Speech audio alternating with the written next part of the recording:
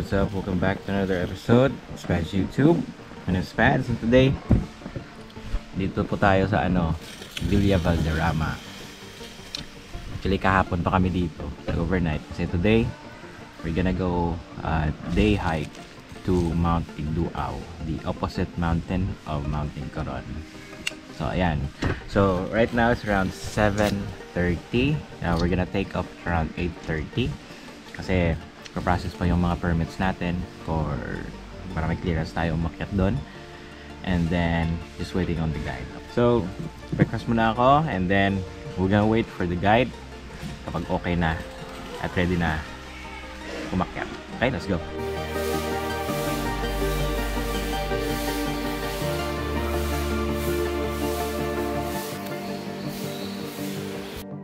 Okay guys, so pumunta na ako sa jump off point ng hike namin. So let's go.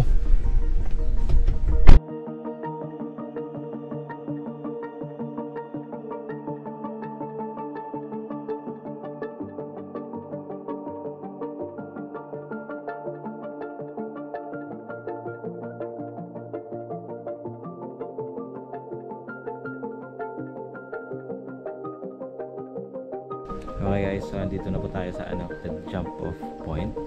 If you are following my travels, this place looks familiar. This is the same place where we jump off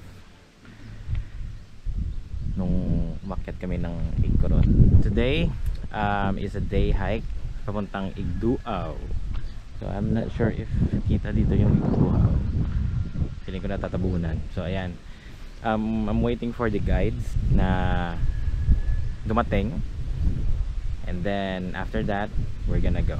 Hopefully our pace is much more faster this time, kasi last time 4 hours yung akyat namin.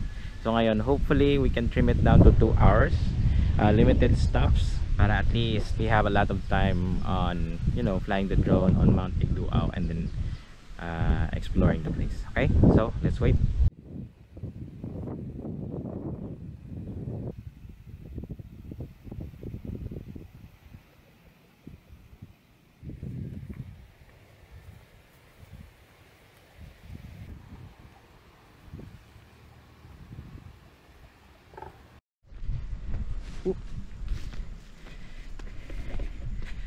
Okay guys, so start na kami mag-hike.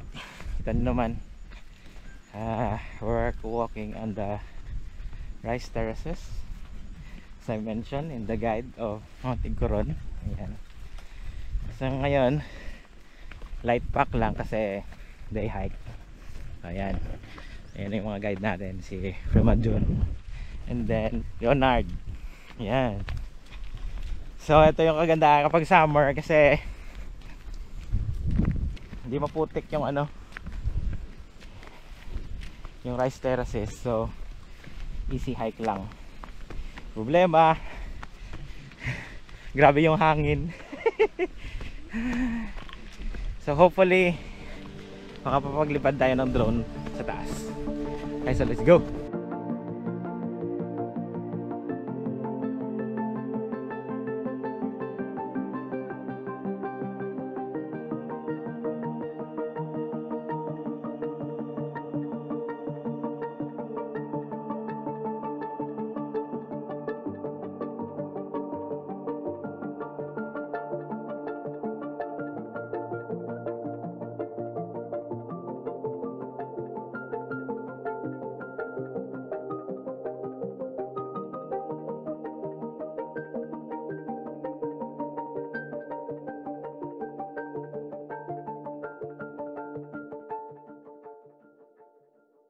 Okay guys, so first rest namin dito. So remember nyo, last time umapaw yung tubig dito. Ngayon tingnan nyo, this is what you get when you hike during summer. So maliit lang yung tubig. Ayan. So para sa akin, mas prefer ko yung rainy season, kasi daming tubig, ganda panoorin. So ayan, first rest, and then move na kami.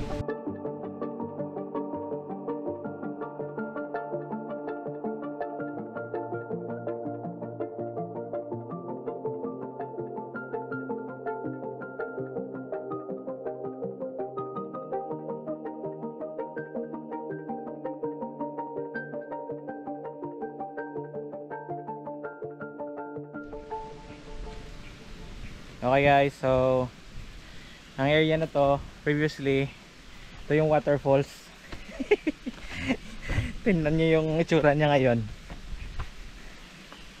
Dried out river. Ayan. And then, kung naalala nyo sa video ko, ayan, dyan ako naligo. Ngayon, yung itsura niya, ganyan.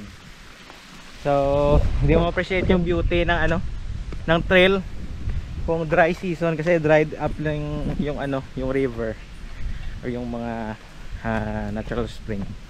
So dito syempre refill tayo, ayan, ng spring water kasi last na water source natin ito bago tayo mag-assault sa ano, sa Igduao. So refill muna ako.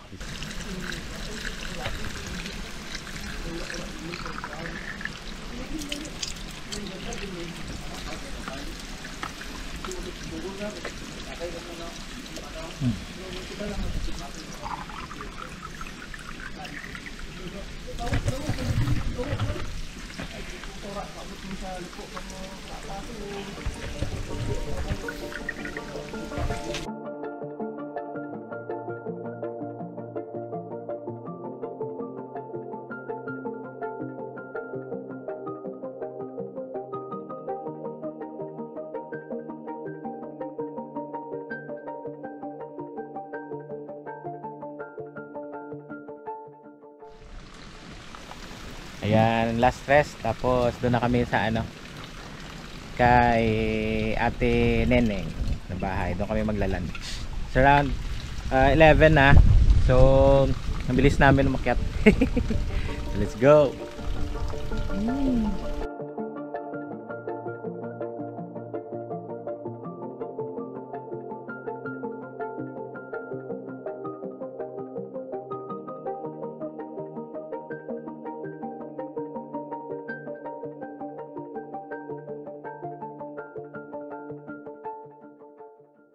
Hey guys, so ayan, dito na kami sa bahay ni Manang Neneng. Actually yan, dyan si Manang Neneng. Ayan, sa likod. So dito kami magla-lunch kasi from here pupunta kami sa taas. Dyan actually yung ano, yung base camp ng Mount Igduao at Mount Igduao. So magpupunta kami ng lunch dito, and then after that mag-a-assault na kami sa Igduao. I don't know if you can see. Makikita nyo naman yung Igduao dito.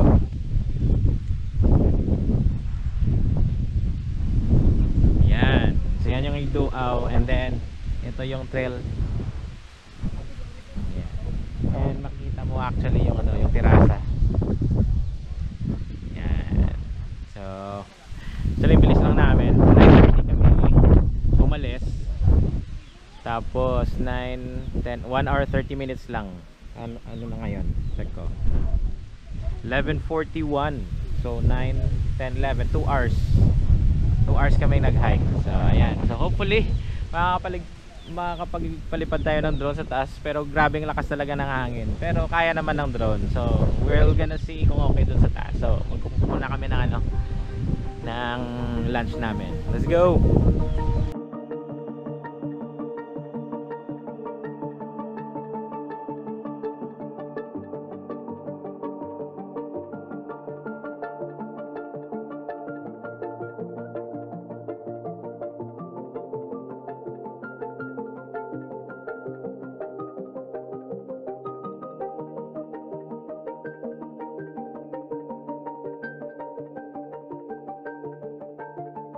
Okay guys, so ket na kami sa meeting Mount Igduao. Let's go.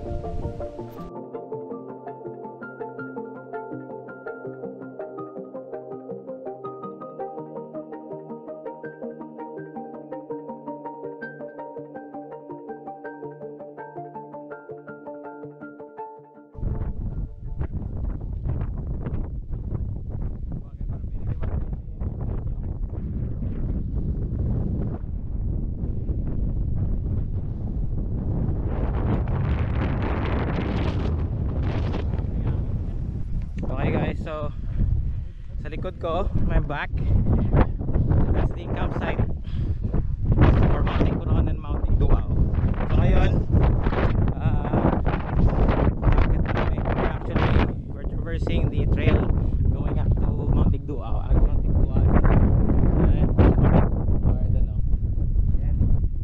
Worth it. Okay? So let's go.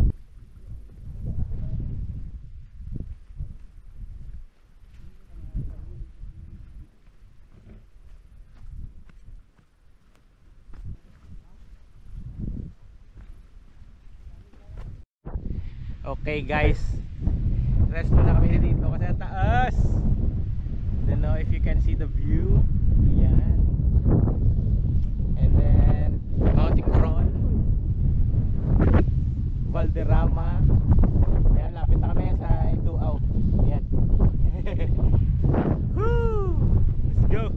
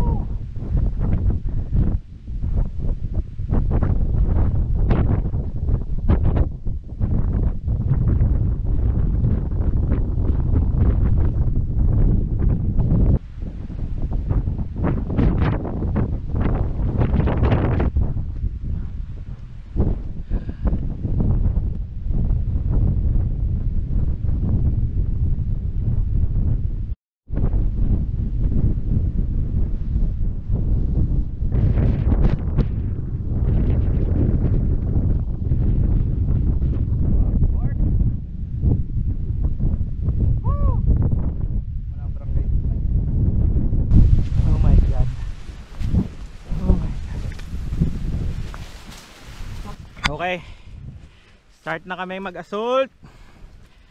Let's go. Okay, so ayan yung ano, parang technical climb na may bato. Kailan lang ito ba rappel? Hindi na. Okay. Okay, let's go.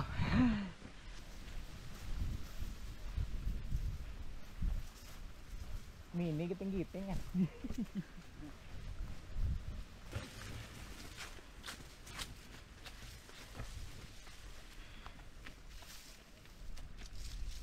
Nard.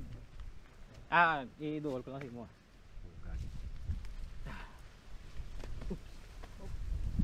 Kaya. Sige, una ka. Kung may landuan ka kamot, dual ko lang si mo camera.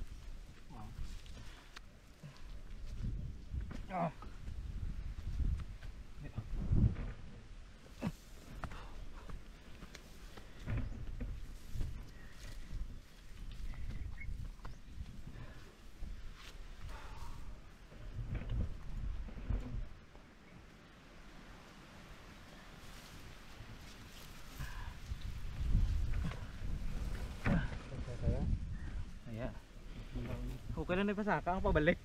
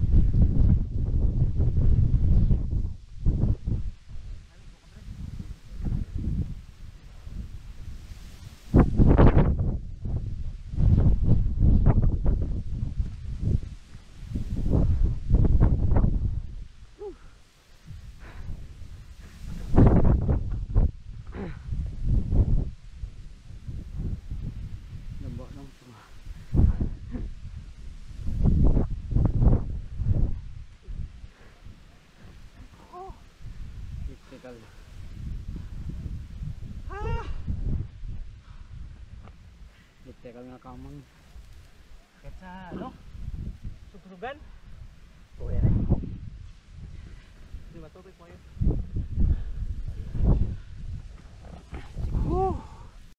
Okay guys, so rest muna kasi taas na namin. Ayan, across Mountain Coron. We're over the top of Mountain Coron na. So level na tayo sa top ng Coron. And then syempre sa likod ko, ayan na siya. So ilang kembot na lang. If you can see, kita nyo, taas na namin, sobra. Woohoo! Let's go!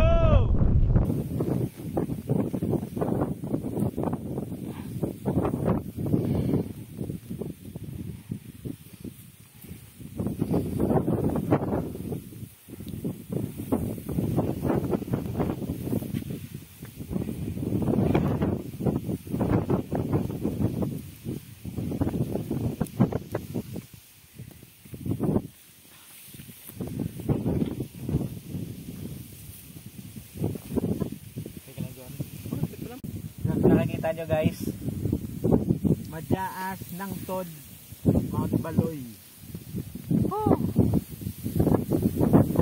Once in a lifetime. Oh. So rest musa kasi medyo masakit sa ano dito. Kasi grabe ka ano, matarik yung daan, very steep. Doon ko na lang sa taas explain lahat.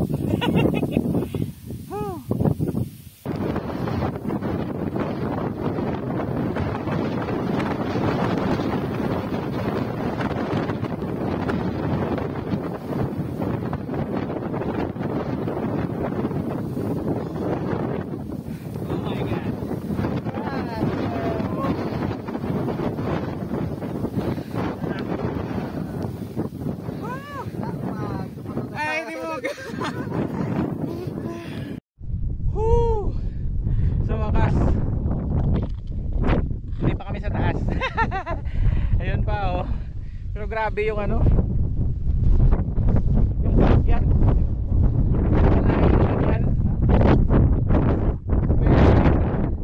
Naka-anchor ko rin.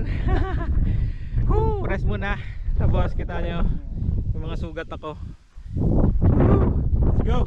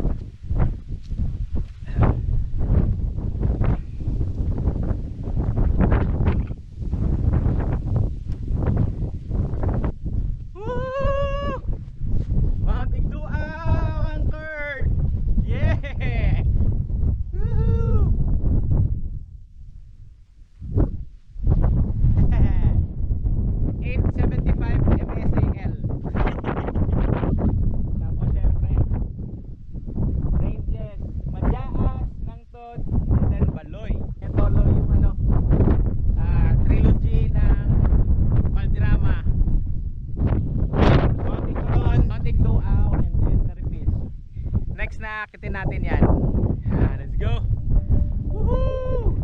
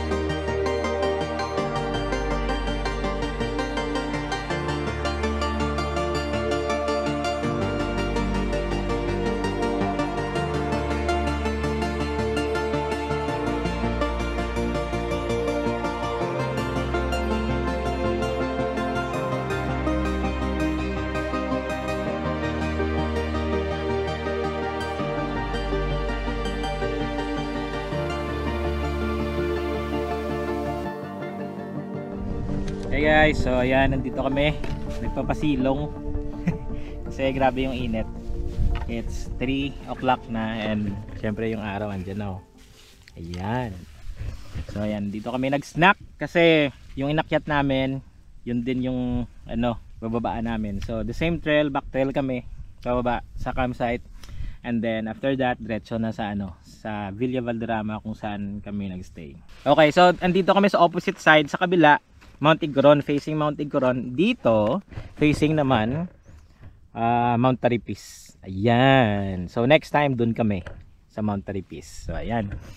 So final thoughts sa Mount Igduao, yung summit climb, all fours na trail. Pag sabi kang all fours, meaning gagapang ka, gamitin mo yung kamay mo, paa mo, gagapang ka kasi very steep yung climb. Tapos yung problema pa kasi summer ngayon, malakas yung hangin, parang hindi mo makontrol yung balance mo. So yun yung problema kanina. Yung isa pang problema kasi dry season, yung buhang, yung lupa, loose yung lupa. So sa akin kasi yung tsinelas ko ayan flat. Hindi siya makagrip. So yun yung problema kanina. Pero okay lang kasi if the climb is very steep, going up is really easy kasi naka-focus ka sa trail.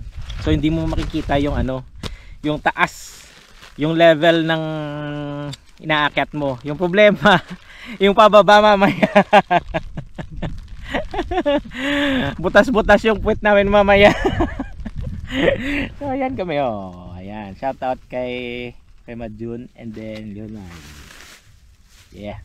So, first thoughts and impression ko dito sa taas, ang ganda nung peak niya. Kasi pwede kang mag summit camp dyan. Hindi naman ganun kalakas yung hangin. Kasi yung hangin nagba-bounce sa peak. Tapos lumalagpas sa inyo. Hindi kayo tinatamaan ng hangin. So okay lang. Pero kapag malakas talaga yung hangin sa peak, pwede kayo dito sa opposite side. Pwede kayong mag-camp dito. Maganda. So dito sa kabila walang hangin. Kaya yung direction ng pagpalipad ko ng drone dito kanina kasi kapag tangayin ng hangin yung drone, pwede kong ibaba tapos ilapit ko dito, safe na siya. So ayan, so merong camping ground dito na facing sa Mount Taripis, facing south, and then pwede ka rin sa taas. So maganda kasi Mount Igduao is the highest point sa trilogy dito sa Valderrama, which is 875 MASL. And then dito nagkakwentuhan kami kasi kitang-kita dito yung yung Igbaras mountain range na Pulak, ganyan, makikita mo. So dito na side dito sa dito east, makikita mo yung Igbaras mountain range, San Remigio, Balom, San Jose, tapos Patungon, and then Valderrama na. So makikita mo talaga yung lahat ng mountain range diyan. Pinangalanan siyang Mount Igduao kasi says in the local language, Igduao means overlooking siya. So siya yung pinakamataas, overlooking siya sa lahat ng mountain range sa pangilid. So dito in local beliefs, parang yung mountain yung nag-o-oversee sa buong kapaligiran. Parang guardian siya dito sa sa buong Valderrama. And isa pa, yung Mount Igduao is yung nagsusupply ng tubig sa whole of Valderrama. So ayan. So hopefully next time na umakyat kami dito, nag-look forward ako sa guide kay Jun. Na-text niya ako kapag wala ng hangin, magka-camp kami dito sa taas. And then kakanker namin yung Taripis, yung tinatawag nila na mini giting-giting daw dito. We're gonna check that. Kasi knife's edge din yan, pero puro rocks, di ba? And then magra-rappel pataas. Yung peak niya is malaking boulder na bato or rock.